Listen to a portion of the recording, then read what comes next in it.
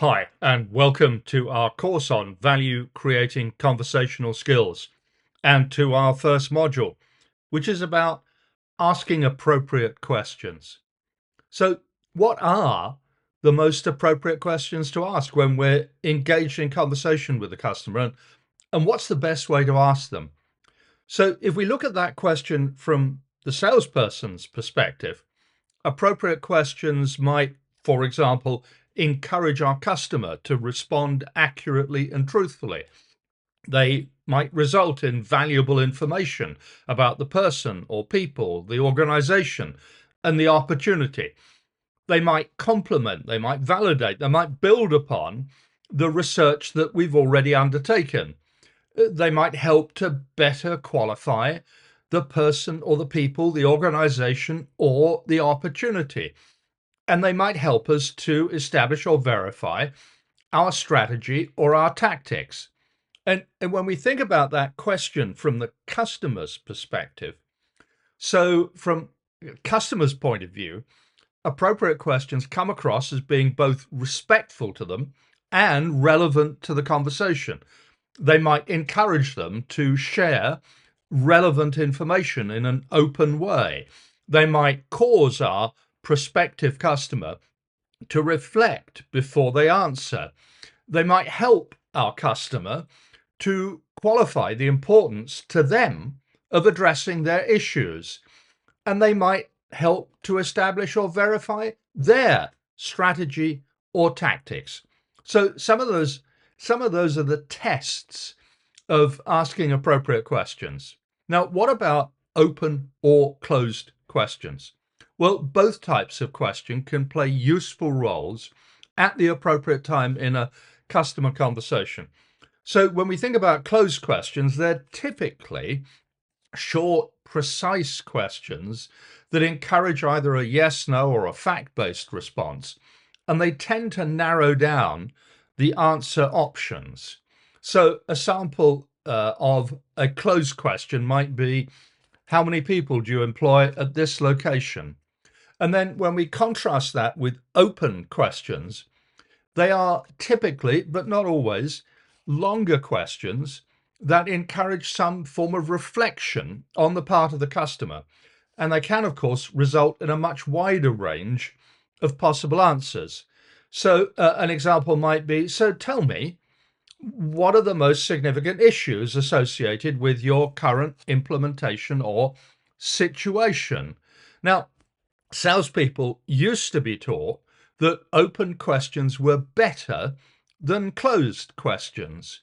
But Neil Rackham, in decades of research that have underpinned his groundbreaking book on spin selling, and we're going to be delving into spin selling more later on in this course, established that actually the number of open-ended questions asked by sales reps didn't actually make any meaningful difference to their close rates. In fact, what Rackham discovered was that top performing salespeople successfully used both open and closed questions, but they used questions selectively and in order to find out information that would either help their qualification or serve to advance the sale. But there are also some questions to avoid. Experienced salespeople know to steer clear of these, at least in the following forms. And perhaps the most famous example of this, infamous maybe, is what keeps you up at night? And to me, this question is just wrong at so many levels.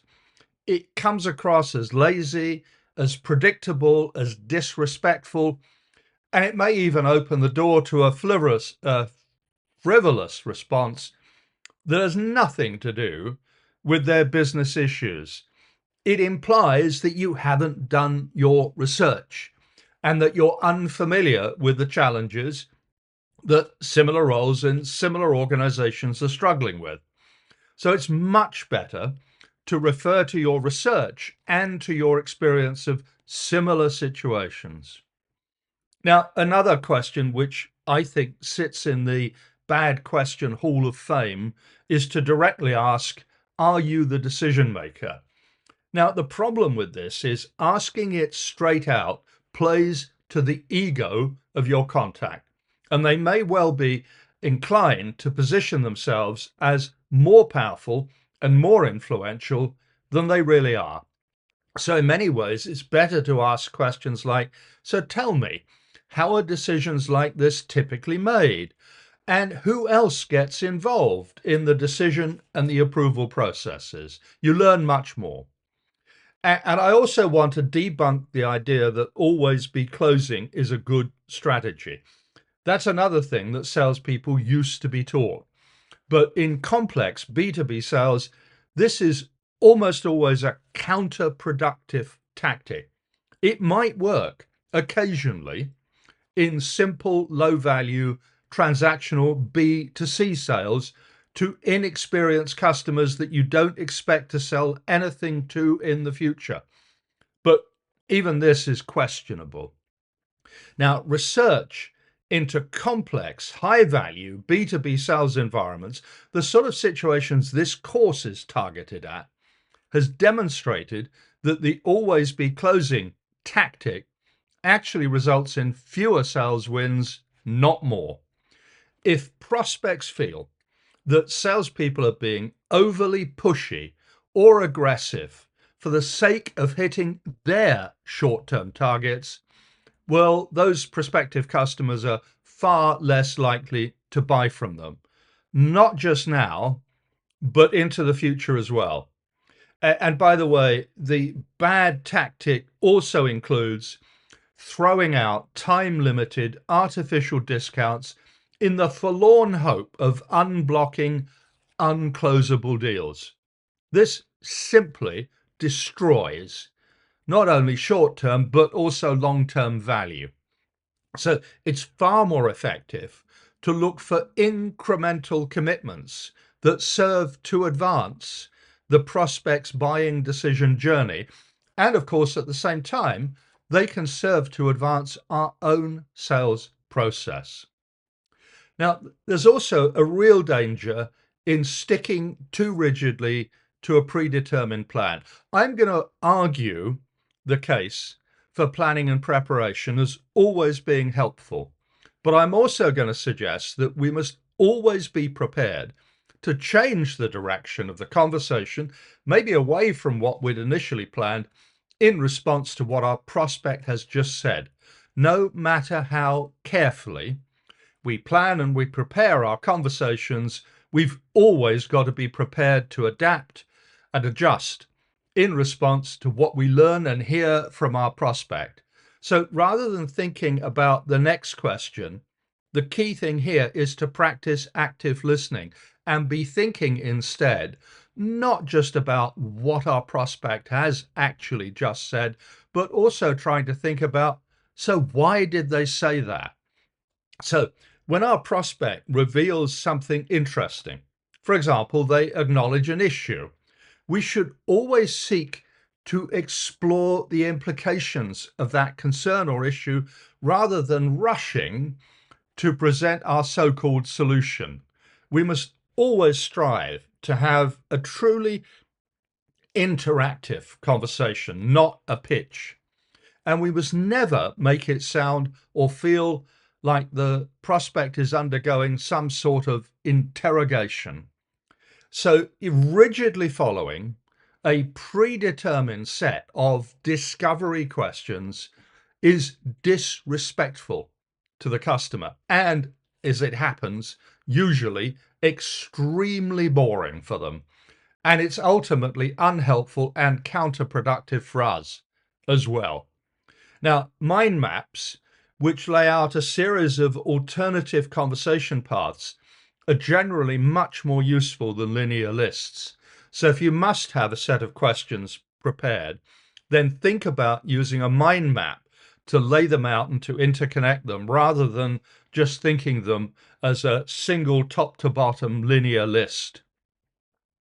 So, what types of questions should we ask, and when and how should we ask them? Well, that was a question that was answered by a book called Spin Selling, and it's proven to be a lastingly effective approach to managing customer conversations, but it's also needed to be updated to reflect the realities of today's complex sales environments. So SPIN stands for situation, problem, implication, and need payoff. And we might think of need payoff as being the equivalent of value. Spin selling has proven to be one of the most widely read B2B sales books ever, and it is still relevant. It is still, from my perspective, essential reading for anyone who's involved in selling or managing the B2B sales function. It's based on decades of research into the impact and effectiveness of a salesperson's questioning style on sales success. And it identified the types of question used by the best salespeople. And it identified the impact of different question types on buyer behaviors. Now, the original 4 spin question types remain relevant, but it's my view that their original definitions need to be updated to reflect today's buying environments. And let me explain what I mean. So the initial spin questions started with situational questions, and then they were regarded as primarily focused on discovering and diagnosing our prospective customers' current situation. Well, I think it's worth reinterpreting situational questions. And now, what I see them as being is gathering important information about your prospective customer's current situation, yes, but also about their circumstances, their environment, and future trends. So, an expanded definition. We used to think of problem questions primarily as focusing on uncovering problems our customer was already aware of or already suffering from. And again, I think it's worth reinterpreting and expanding the definition and to think of problem questions as being about uncovering our customers' current and potential business issues, the things they see they need or could be made to see that they need to fix, to avoid, or to achieve.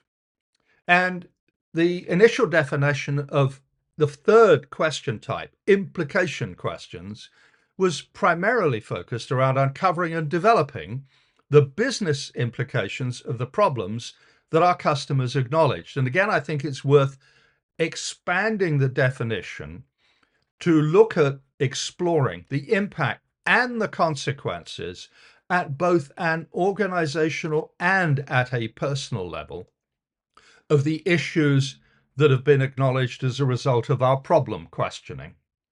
And then the fourth question type was originally labeled need payoff, and it was focused on helping the customer understand the value of our proposed solution. Well, I'm proposing a couple of reinterpretations here. Firstly, that we actually label this need value questions. I think that better reflects the scope and style of this sort of question, but also to expand the definition of these questions to include confirming the value of dealing decisively with the issues as well as the distinctively superior outcomes that our approach can deliver. So it's not just about the value of our solution, it's about the value of solving the problem in the first place. Now, often, but not exclusively, situation questions are likely to be more often closed questions. Whereas as we move through and we evolve through problem, implication, and need value questions, they're more likely, but they're not exclusively going to be more like open questions. So what type to use and when? What role should each of those question types play? Well, let's start with situational questions. They're often somewhat closed questions, and they're gathered at facts and information. For example, what caused you to reach out to us or to respond to our outreach? Or you might ask, what software are you currently using for project management or some other application? Now, these questions can help us to better understand the customer's current or potential situation, but they're generally not very powerful in developing buyer dissatisfaction or developing need. And that's where problem questions come in. And these can be both open and closed questions. And they're designed to probe for difficulties, for issues or areas of dissatisfaction that could potentially be solved by your offerings.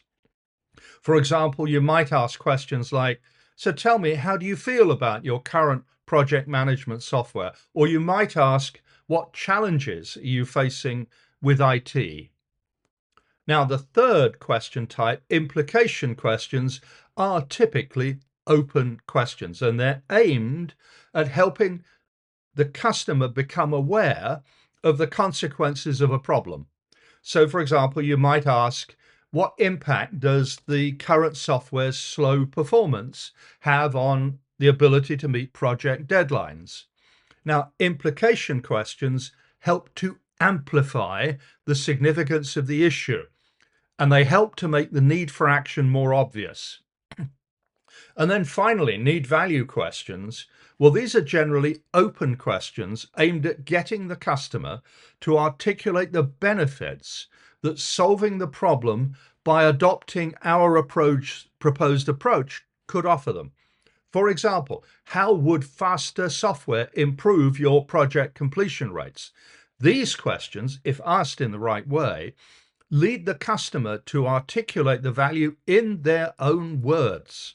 And that makes it more likely that they will convince themselves of the need for our product or our service. So, a quick summary. How can we plan to ask appropriate questions? Well, to start with, we should always think carefully about the questions we intend to ask before we enter the conversation. We must do our research in advance. We must avoid asking unnecessary questions that imply that we're just not well prepared or that we don't have any experience of their environment. So there's a real argument for using an intelligent combination of both closed and open questions and asking a balanced mix of situation, problem, implication, and need value question types. But whatever we plan to do, we must never subject our prospect to an unbroken list of qualifying questions without sharing information that they will find valuable in return. And we must never dominate the dialogue. We must always create the space for our prospect to contribute fully to the conversation. And yes, we must always listen very carefully to what our prospect has actually just said and react to them in real time rather than restricting ourselves to a list of pre-planned questions. And yes, in order for the conversation to be a success, both parties must emerge feeling they've gleaned meaningful value from that conversation and that it has represented a good use of their time. So there we have it. That's a sort of an overview of value creating conversational skills, and with particular regard to asking the right sort of questions. So I want to pause now and ask you to pause and reflect and ask you how specifically you're going to change the way you think about how to prepare to ask the right sort of questions in response to these ideas. And as always, more importantly, so what are you going to do differently as a result? As you reflect, what are you now determined to start doing? What do you now realize that you need to stop doing? And how are you going to make what you were already doing even more effective as a result? And yes, please write those commitments down. It's by writing them down that you give yourself the best chance to put them into practice. So capture them, review them, put them into practice, and learn from your experiences. And I wish you the very best of success in doing that. So there we have it. We've sort of laid the foundations for value creating conversational skills. I do hope that you're looking forward to putting these ideas into practice. And I also hope that you'll be able to join me in the very near future for our next module in this course. And that's where we'll further examine and define and expand on these 4 core spin questioning types. And I look forward to seeing you online for that in the very near future.